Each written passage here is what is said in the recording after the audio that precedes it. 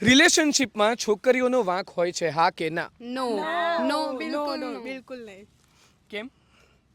નથી હમણાં અહીંયાથી 5 ફરિયાદ આવશે કે તમારી કઈ કઈ કમ્પ્લેન હોય છે, તો તમને શું કમ્પ્લેન છે? પહેલા તો એવું કહો કે રિલેશનશિપમાં કોઈ હોય તો છોકરાઓનું તમને કઈ વાત તમને સૌથી વધારે ના ગમે? ટેન્શન નહીં આપતા. એક મિનિટ હા, અટેન્શન ના આપે. अट्रैक्शन बहुत खराब चीज़ है. અચ્છા, અટ્રેક્શન જ ખરાબ વસ્તુ છે.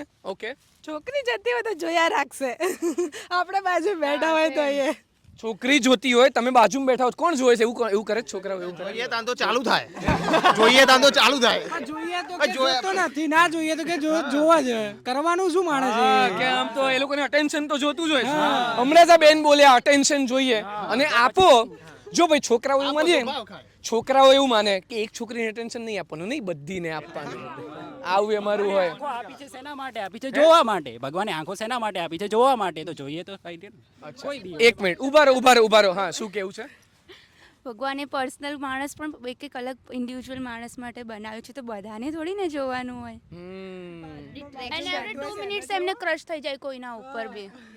એવું થાય એમ? હા, રિલેશનશિપમાં હોય તો બી બીજી ગર્લ્સ જોડે વાતો કરતા હોય છે. રિલેશનશિપમાં હોય તોય બીજી ગર્લ્સ જોડે વાત કરવા વાળા છોકરાઓ છે. હા છે.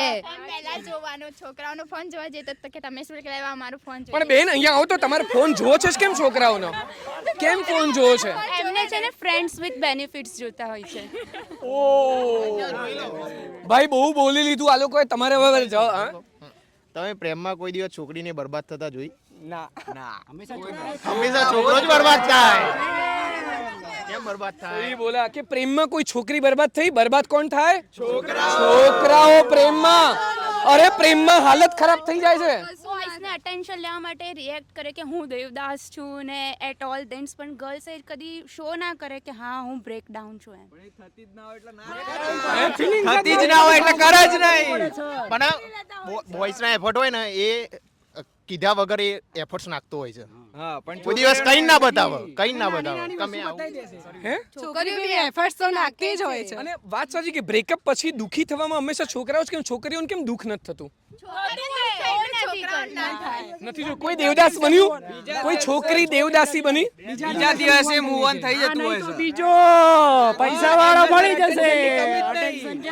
અટેન્શન ની કમી ભાઈ આ બબાલ હવે જરૂર છે છોકરાને ક્યાં? રહેવું છે. પછી આપણે કરિયર ઉપર ફોકસ કરવા જતા રહીએ. ફાઇનલ વર્ડિક્ટ હું એવું કહીશ, શું લવ મેરેજ કરવાના કે તો પછી અરેન્જ મેરેજ કરવાના?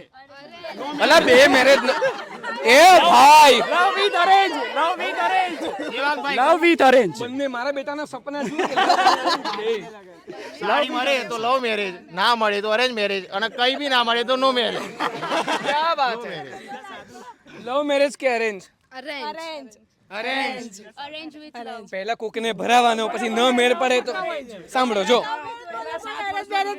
પછી મેરેજમાં હોય ને લવ વિથ અરેન્જ કહેવાય. અરેન્જ કે લવ મેરેજ? શું અરેન્જ મેરેજ. અરેન્જ? છોકરાઓ પીએફ હોય છે એ બી એમ કહે છે અરેન્જ મેરેજ. આનું શું કરવાનું? આ ઝઘડાનો કોઈ અંત નથી. તમે કોમેન્ટ સેક્શનમાં ઝઘડો કન્ટિન્યુ કરો અને તમે લોકો હવે ઝઘડા ઝઘડી ના કરતા હો. શાંતિ રાખજો. ચલો આવજો.